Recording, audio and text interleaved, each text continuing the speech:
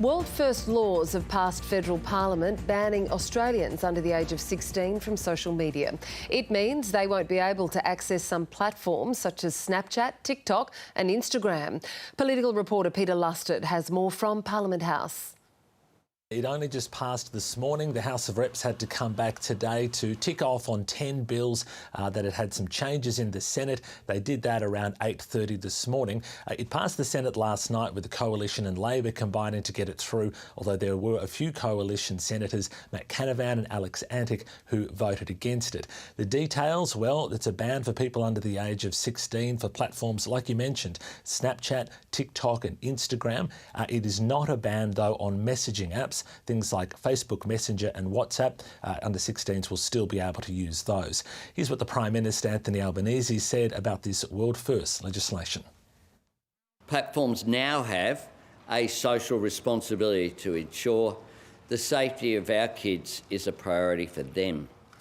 We're making sure that mums and dads can have that different conversation today and in future days. We've got your back is our message to Australian parents. Now, Catherine, this doesn't come into place today. The ban will actually come in place a year from now, so social media companies have time to comply.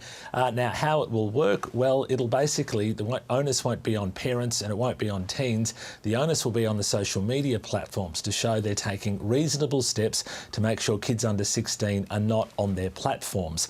The E-Safety Commissioner will be the one policing it, trying to make sure that they are doing that, and they'll be armed with penalties of up to $50 million in fines for these social media platforms to comply.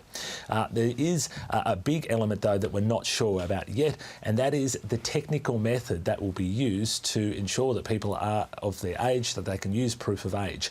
It could be face scanning, it could be some form of ID check. That still remains to be seen. The government is, of course, carrying out its age assurance trial, which it says will guide that process, but that's a big thing it will have to introduce or to get through, work through, before that ban comes in place in a year's time. OK, Peter, now this was just one of the bills that passed through overnight. It wasn't just social media. What else was pushed through?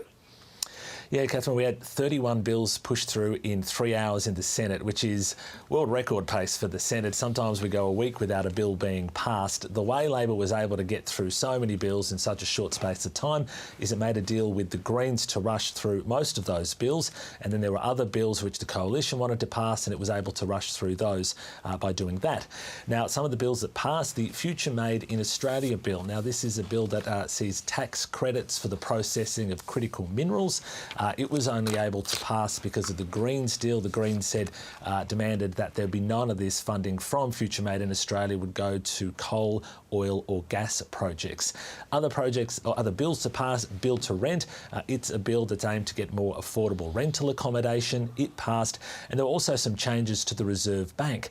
Its board will now be split in two. So one board will look at setting interest rates and another board will look at all the bank's other functions. There were also immigration laws which passed as well. So plenty did pass, Catherine, but believe it or not, there were some that still didn't. There was environmental reforms didn't pass, and also some changes to political donations. So that leaves open, or I guess gives us a window into what may happen next year with the election. The government has been saying today that it expects to be back in February to try to get those through. That would have ramifications for when the election is held, because if they're back then we'd be looking at much more like a May election, which is the latest date of which it can be held. Peter Lusted there, and in a statement to the ABC, a Meta spokesperson has said, "We respect the laws decided by the Australian Parliament. However, we are concerned about the process which rushed the legislation through while failing to properly consider the evidence, what industry already does to ensure age-appropriate experiences and the voices of young people. The task now turns to ensuring there is productive consultation on all rules associated with the bill to ensure a technically feasible outcome that does not place an onerous burden on parents and teens, and a commitment that rules will be consistently applied across all social apps used by teens. TikTok has also responded, saying the safety of our community, particularly our younger users, is a top priority. We will continue to work hard to enforce our high safety standards. Moving forward, it's important that the government works closely with industry to fix issues created by this rushed process. We want to work together to keep teens safe and reduce the unintended consequences of this bill for all Australians. Snapchat has also released a statement saying, alongside numerous academics and experts, including the Privacy Commissioner and the Human Rights Commissioner, we've raised serious concerns about the legislation. While there are many unanswered questions about how this law will be implemented in practice, we will engage closely with the government and the eSafety Commissioner during the 12-month implementation period to help develop an approach that balances privacy, safety and practicality. As always, Snap will comply with any applicable laws and regulations in Australia. Well, the ABC's national technology reporter, Ange Lavoipierre, is in the studio and joins me now. Ange, can you just take us through the nuts and bolts of this and how this legislation will actually work in practice? Well, I guess one of the main complaints has been that we don't know much about the nuts and bolts of how this will actually work. And that is true. The government's reason, the stated reason why we don't know, for example, how it will be implemented, there is a good reason there in some respects, in that they want it to be basically tech agnostic, because tech is so fast moving, so they don't want to be overly prescriptive. They don't want to be saying to platforms, hey, you have to do it this way, because what if the tech's very different in a few years' time? Also, this does place the responsibility on platforms to work it out themselves, on pain, of course, of that $50 million fine, which is pretty hefty.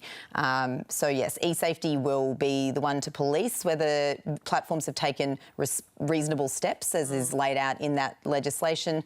And we'll know a little bit more about what it will look like, what the mechanism will be once we've heard back from the eSafety Commissioner about that trial they're running that we've heard lots about, which is expected roughly in the middle of next year. And obviously consultations will happen over the next 12 months, because it is a 12-month lag before this legislation comes into effect. But what are the limitations at this point of the ban? Well, it's actually a broadening of the definition of social media in this bill. So it's super broad. It's any platform whose significant purpose is enabling online social interactions between two or more users. So that captures all kinds of things, as you can imagine, which means there will be carve-outs, and that's what the government has said. The question of what those carve-outs will look like, we've really just got their word to go on. It's not in the legislation.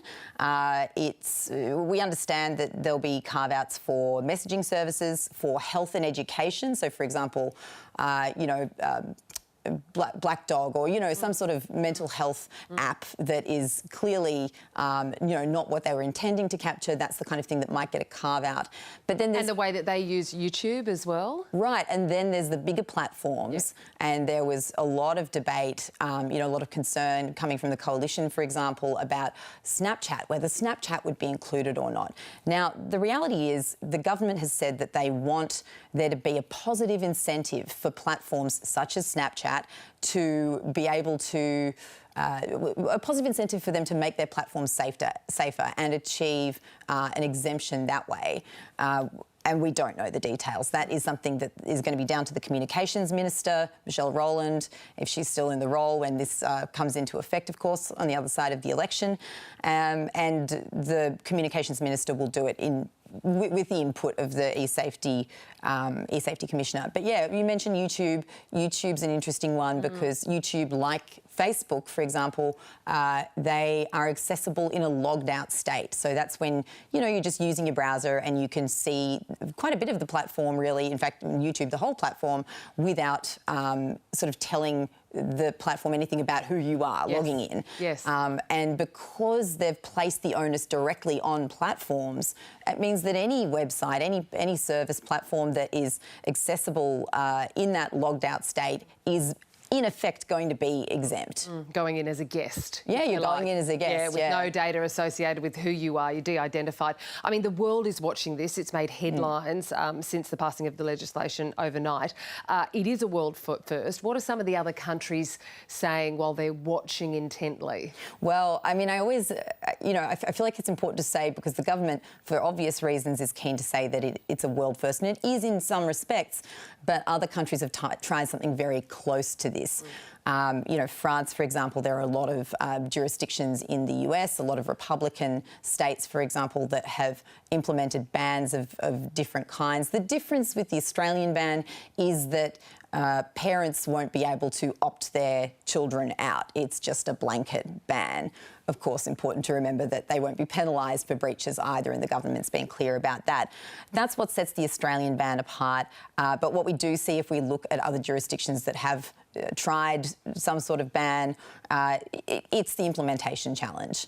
VPNs are always going to allow people to get around any kind of ban, and VPNs being virtual private networks, of an increasingly affordable, accessible technology. And we saw it play out in Texas, actually.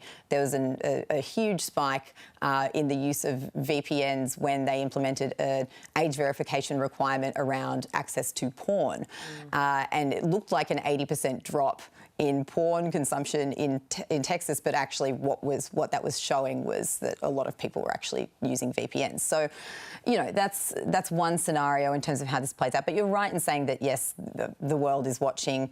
Just in the time since this bill hit the home stretch in Australian Parliament, not that it's been all that long, but we've had news out of the UK that they are considering doing the same thing, and they're calling it an Australia-style ban, which tells you everything you need to know about how, influential this is. And Australia is sometimes a testing ground for this kind of thing. So I think it'll be the case with the ban as well. Always great to chat with you and get your insights, Ange Lavoipierre. Thank you. Thanks.